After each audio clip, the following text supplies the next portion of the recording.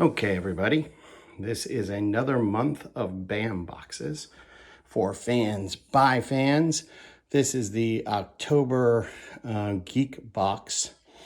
I get this, I paid for it, so I get it every month. People wanted me to do it because they think I know a lot about pop culture, and they thought it would be fun to see what I know and if I can be stumped. So if you have the October box, maybe you can find out some things you wanted to know about the items in it.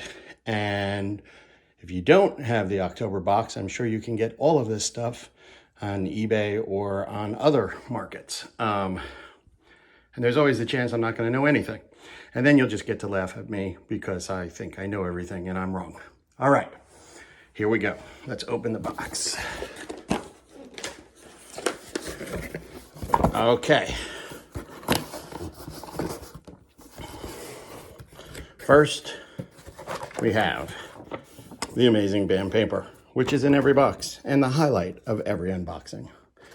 I already recognize something, but let's start with the card. Okay, well, this one's really easy. This is the second Ghostbusters one. I think September or August, I did those back to back, was a Ghostbusters card. This is Slimer. He was in, well, he's pretty much synonymous with Ghostbusters. He's in Ghostbusters, Ghostbusters 2, what do I know? Ivan Reitman, the director, was the voice of Slimer in those two movies. He was then in both competing versions of the cartoon, which was the real Ghostbusters with the same characters, and then the Extreme Ghostbusters, which is the one you know with the gorilla. Frank Welkin, I think, did the voice of Slimer. I don't know that he did both. For some reason, I think Billy West did a voice, but I think Frank Welkin does pretty much every Slimer out there. He does like Lego Slimer, and Slimer had his own spin-off animated show, Saturday morning show, and he did the voice for that. I don't know who did Slimer in 2016. I think in the video game, it was either, I'm embarrassed, it's either D. Bradley Baker or Troy Baker. One of the Baker brothers did it. And then I don't know who's doing it in 2021, but I know that Ivan Reitman is a producer of that movie, so maybe he's doing it. Or maybe they're going to continue the trend, and his son, who's directing, Jason, is directing the movie. He's going to do the voice. Who knows? But that's it. That is Slimer, hands down. He slimed me. Next, we'll do the pin. Well, that's easy too. That is the Umbrella Academy, right? It's from Resident Evil. And let's see, there's, 6 films, but then that's just live action. And then I know there are 3 really, really good animated films you should check out. And then more than 25 games. So let's say 30 games, I'm guessing. But they're on all platforms, so I mean different titles. What do I know about this? Again, this is BAM's attempt to get me to mispronounce Mia Jovovich as much as I can, because she played the lead in that. She played Alice. She did her own stunts in the first movie, and interestingly, all of the cuts and bruises on her are her own cuts and bruises that she got while filming. I remember her telling us that at San Diego Comic-Con. Also, the only stunt I think she didn't do was when she climbed down a tower, because she couldn't do it because of, they were afraid she was going to get tangled up in the wires.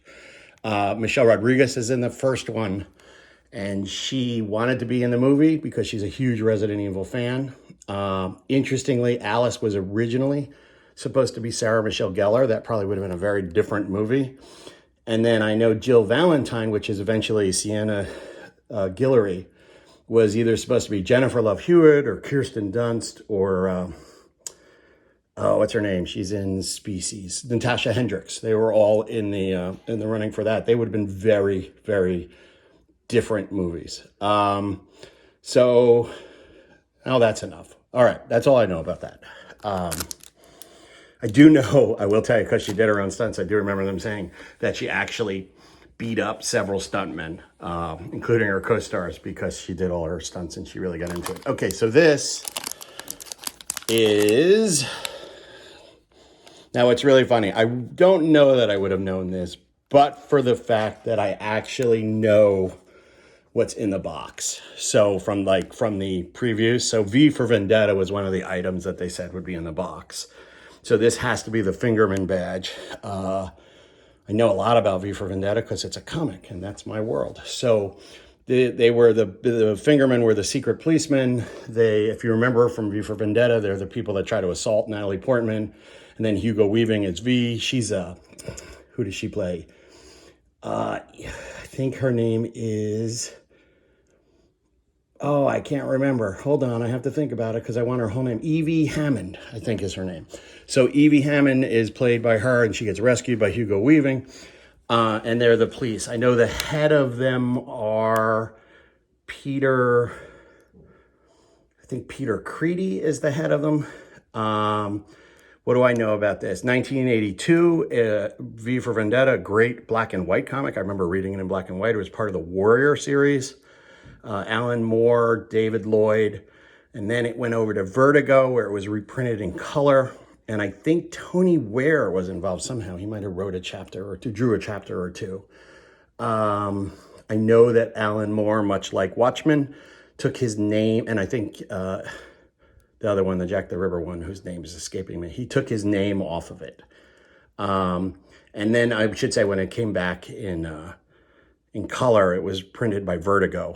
And then after that, I think it's now out again as Black Label. What I know, it's in my book actually, is they have the rights to it so long as there are new copies printed. So that's why you see so many different versions of these kind of books. All right, next. Okay, well that's Hellboy, obviously. Don't know a lot about Hellboy. Mike Mignola created Hellboy. He's been 2 animated movies, 2 movies that I really liked, and 1 movie I wasn't crazy about. And he's an awesome character. Well, I don't know what else to say about Hellboy. My trivia does not go that deep into the character. But I absolutely, I did love the Hellboy characters. The 2 movies, which were awesome. I thought they played them just right. All right, so now we're to the autograph. Oh, this is a hard one. And it's a hard one that's going to, as I work through this, well, first, I can't read the name at all. Not at all. So let's see what I know, and I'll just do like I'm an attorney, and when you take the bar exam, there's no wrong answers. You only get credit for right answers. So I'm assuming that this is not Henry Thomas, because Henry Thomas, it would be over his head, not E.T.'s head, which means that it's one of 2 things. It's either the person who was E.T. or the person who was the voice of E.T. So let's see what I know about it. Ben Burt, it did the sound for E.T., and I know Pat Welsh was the voice, and to get the voice of E.T., she smoked 2 packs a day. Deborah Winger, who everyone associates with the voice of E.T., was indeed the voice of E.T., but that's because she was the in-studio voice, like when they filmed, kind of like before James Earl Jones was Darth Vader, David Prowse did Darth Vader's voice, and it's actually really weird to see Darth Vader saying, what did you do with those plans? Where are they? It's kind of weird. But she was the on-screen, like when they were doing the live filming, because she's also a nurse in the movie. But so she's credited with the voice of E.T. because she was E.T. in a few scenes. They kept her original voice. I actually am embarrassed to say I don't know if Pat Welsh is still alive. She got the voice because she was a heavy smoker, and I said she smoked 2 packs a day. She was also the voice of Bausch in Return of the Jedi. Let's see. So that leaves the stuntman. I've been stalling for this. The stuntman who played E.T., I can't even read it to see. His name was Matt somebody. Matt Demmer. Matt something like that. I'm losing it. Matt. We'll just call him Matt. Maybe it's Matt's autograph. Interesting things about E.T. My favorite thing about E.T. is the fact that you talk about product placement, because I write a book on comic law. and it's in there, is that M&M's, they went to M&M's first because M&M's are more recognizable. And Mars refused to have it in there. And so they went to Reese's Pieces instead. And as a result, Reese's Pieces had a 65% surge in sales when the E.T. movie came out. Also, and if you see E.T., E.T. is a combination of Carl Sandburg, a pug, and Albert Einstein. So I'm not sure if you can see that. And then finally, if you look at Elliot, I'm going to ask you all, what was Elliot's last name? I'll wait. You don't know, do you? In the movie, what do they say it is? Well, it's because they never do. His name, much like Ewok, never appears in Return of the Jedi. There is no last name. However, I remember, much like Ewok, from trading cards and like tie-in books, little storybooks, we know his name is Elliot Taylor. And that means, guess what? His initials are E.T. So did he name E.T. because he was arrogant? Interesting, isn't it? I don't remember the trading card company, but God, I don't even think it was Topps. I think it was another one. Because Topps did like Star Wars and Superman, but I think a different company did E.T. It also still has the Great Ride at Universal. I think it's the only opening day ride that's still at Universal Studios in Orlando and California, other than the backlot tour, of course, in California. All right, so that is the bottom of the box. Let's see how I did. Show off your BAM items. I am doing that. Oh, tiny little print. This time, I brought glasses. All right, let's see. So who is the celebrity autograph? Well, you know what? The celebrity autograph, I'm sure, is one of these. So let me pull it out of the box. They're having a Black Friday sale, everyone. Monthly giveaway. And then the featured celebrity is Matthew Demerit. All right, I was close. I knew his first name. Okay, so he was indeed the stuntman who was inside the E.T. suit. He seems awful big to be E.T., but I guess E.T. was mostly puppets. All right, so let's see. E.T. phone home. We hope you are as excited as us for October's Geek autograph.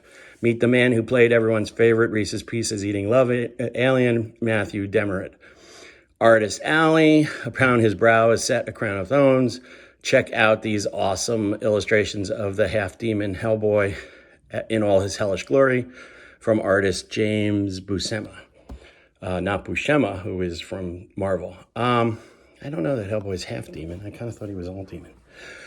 Prop item. This month's prop will include the Fingerman Badge from the movie based on the classic dystopian graphic novel by Alan Moore and David Lloyd. So I got the two of them. V for Vendetta. Collector pin, would you survive the zombie apocalypse? Even the nefarious Umbrella Corporation was behind it. Check out these awesome Resident Evil pins designed by Creative Terror. The artist select is, of course, Slimer. Continuing our sketch card villain series is Slimer from the classic Ghostbusters by artist Andy Bone. Check out the community to find one-of-a-kind drawn sketch cards. So I'm not sure you can see on the bottom. The Hellhound was another one. Jill, no, that's not Jill. That's Alice is the other one. And I don't know what that last one is. It's just Alice, but all glowy.